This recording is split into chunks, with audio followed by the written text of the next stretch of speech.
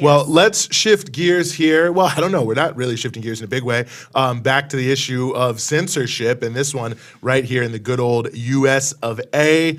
Our friends at Black Power Media facing some censorship from YouTube. Very happy to be joined, as we always are, by Dr. Jared Ball, who's a professor of communication studies at Morgan State University and the author of The Myth and Propaganda of Black Buying Power, and of course, one of the mainstay pillars of Black Power Media. Jared, thanks so much for being with us. It's a pleasure. Thanks to you both and your whole crew for having me.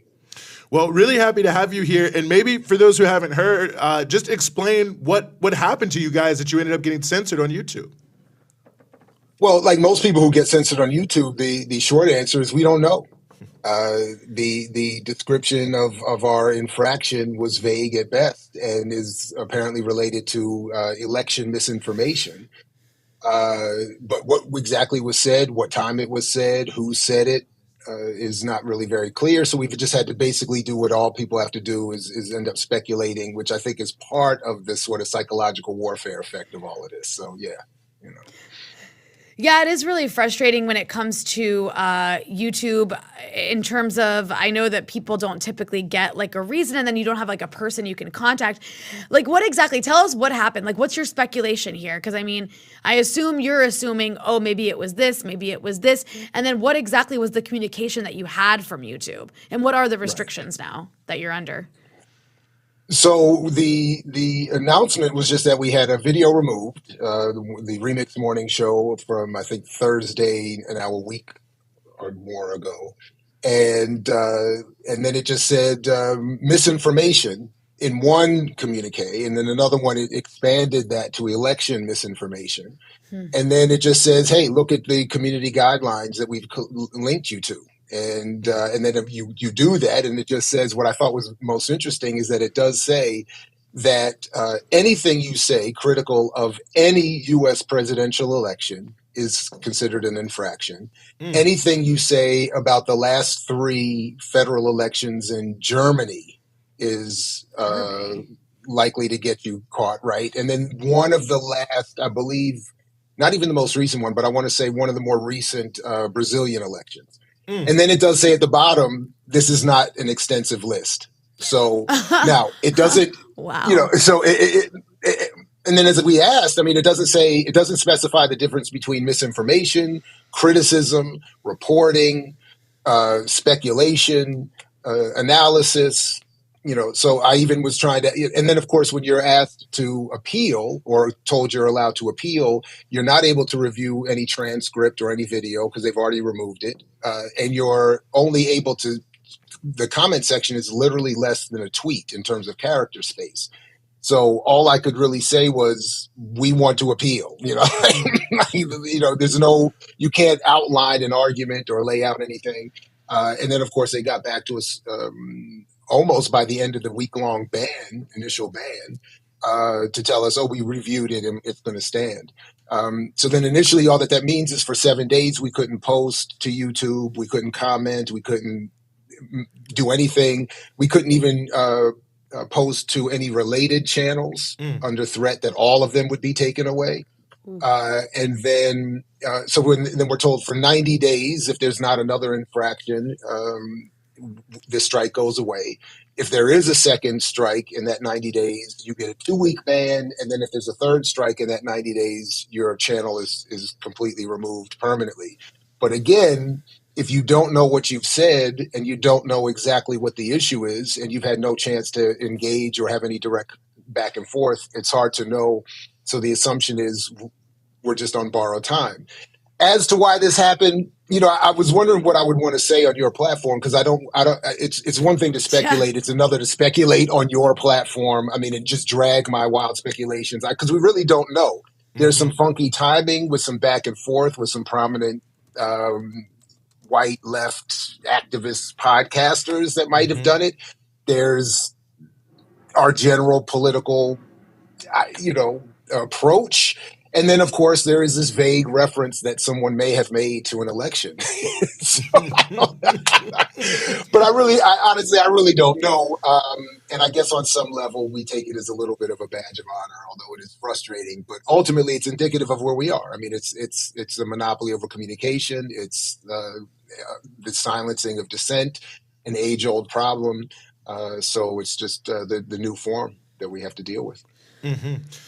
Yeah, well, and interestingly enough, Black Power Media not invited to testify in front of Congress today on the issue of this exact issue. Matt Taibbi, I know, made a statement, but really the exact issue that we've been talking more and more about, I think in this country for the past few years, which, I mean, just the nature of these privately controlled platforms. I mean, to me, like the very vagueness of it, the inability to really do anything just speaks to the broader issue that we've all become relatively reliant on this handful of social media giants and these, 8,000 page terms of services, govern everything, and they can manipulate it however they want. I mean, obviously I'm not against YouTube. Here we are on YouTube, but it does feel like the propaganda power, and maybe I'm wrong. Maybe it was exactly the same when it was just a handful of newspapers, but it almost feels like this is even a more pernicious thing because it's taken the promise of sort of quote unquote citizen journalism and really shunted it, into this box of fear because you'll be shut down.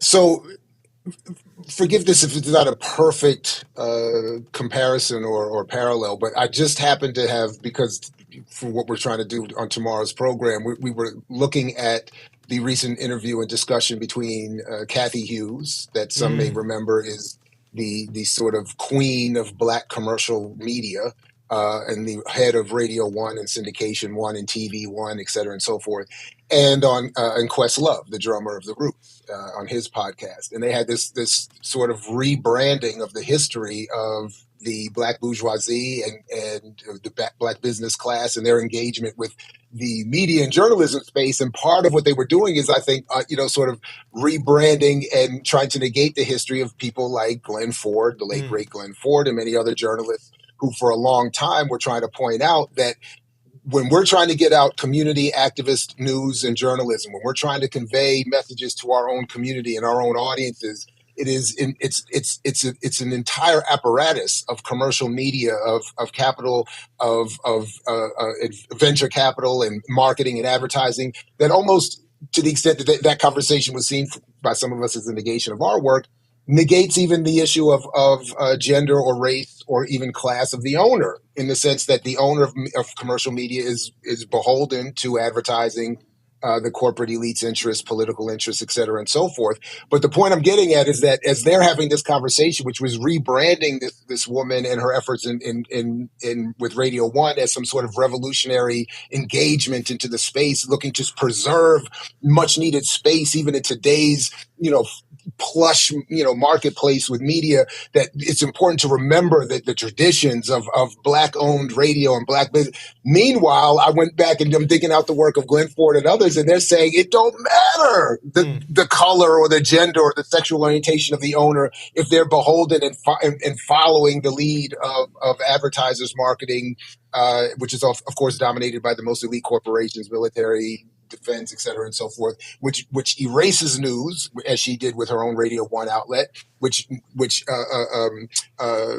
uniform musical playlists and sanitizes music and sanitizes communication, and yet is being presented in today's world as some sort of historical reminder of the importance of these spaces, when today they're more important than ever, if in fact they were real, that is an alternative, which we don't really have. So the problems that we faced under the old regime of media and the media environment has just been enhanced and made worse in this new form, where once upon a time you could go and protest the Kathy Hughes radio station and maybe even force them to hear you. Here, there is no Google overlord that is beholden or interested in hearing you. And at best, you might get sort of a bot-like response that is vague and empty.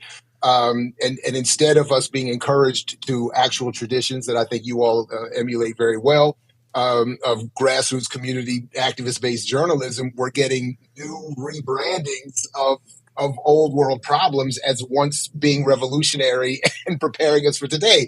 And so it's all that to say, it's a very complicated and wild moment that we're in. So I'm very happy that you all are doing your work. And I want to say very publicly, because I'm a little bit of a hater here. I've been looking at who hasn't been supportive and showing some solidarity, and it's a little funky out here in these YouTube streets with folks trying to do media and people who claim some levels of solidarity and interest with you, maybe privately, but when you end up in a little bit of a situation, they seem to be hard to find and hard to hear from. So anyway, thanks to you for that as well. Mm-hmm.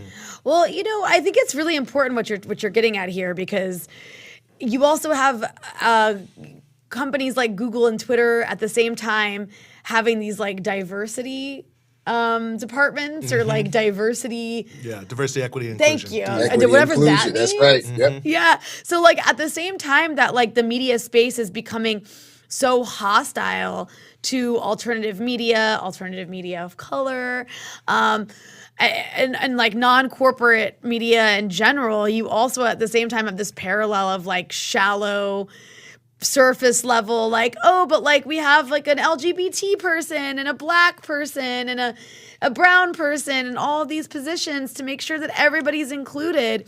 But at the end of the day, that just doesn't mean anything.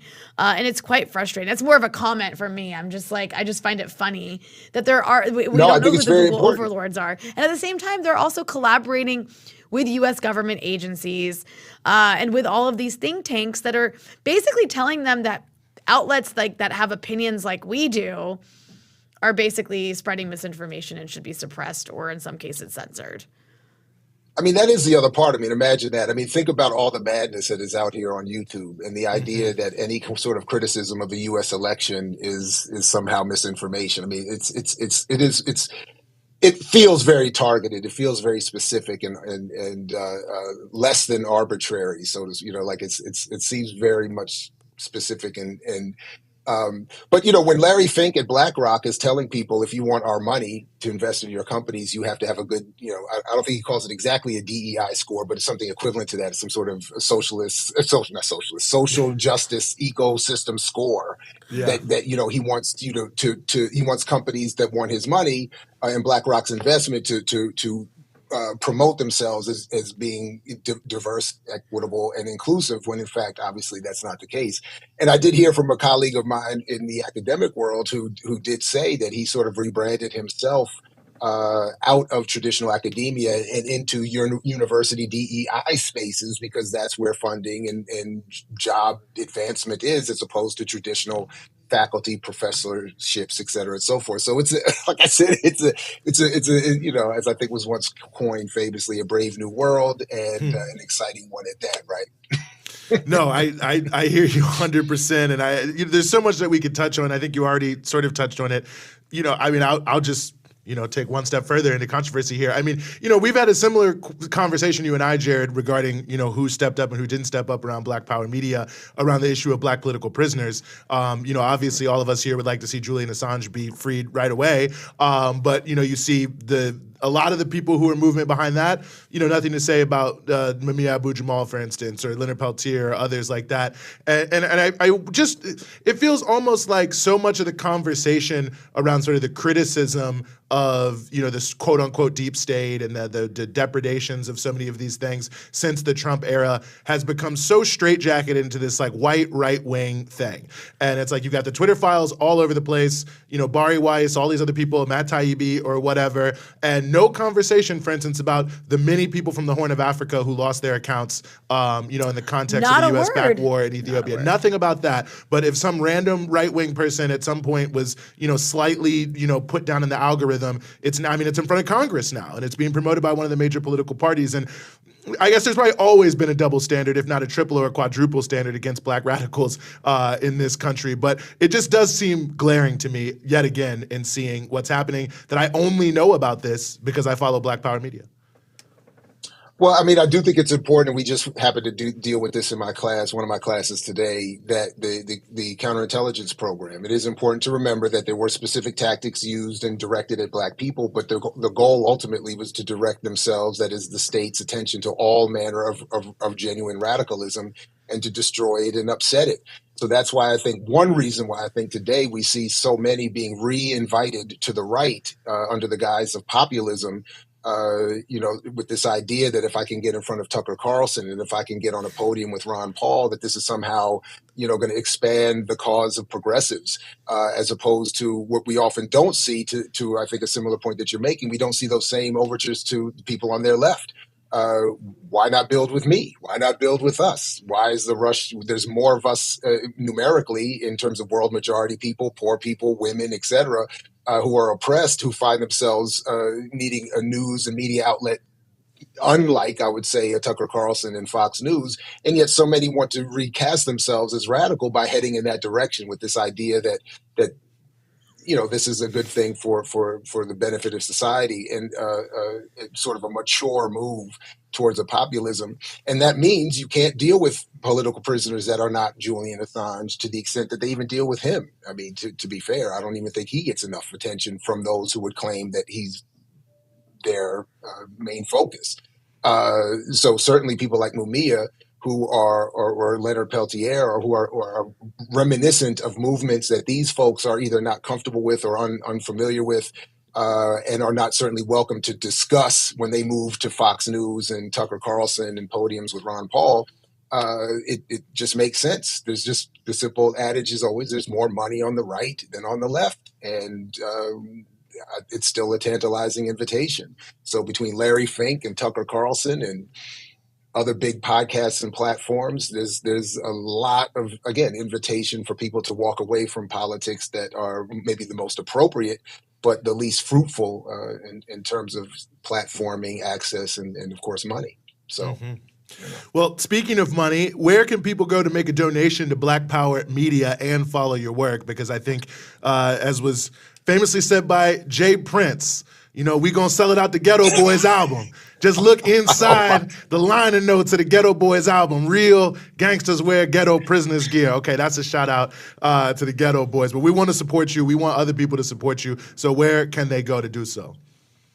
Now Eugene is just showing off all this depth of knowledge and wisdom, and now you're going to quote Jay Prince and throw it in our face like that. That's shame on you, Eugene. Shame. No, blackpowermedia.org is the simple one-stop spot to support the platform. Blackpowermedia.org. Thank you all very much again, I really appreciate the work you all do at Breakthrough, and then for having us on is really important. So thank you very much. It's always a pleasure. Mm-hmm. No, the pleasure is all ours, and thank you, Jared. I appreciate it. And if you're out there, go make a donation, blackpowermedia.org.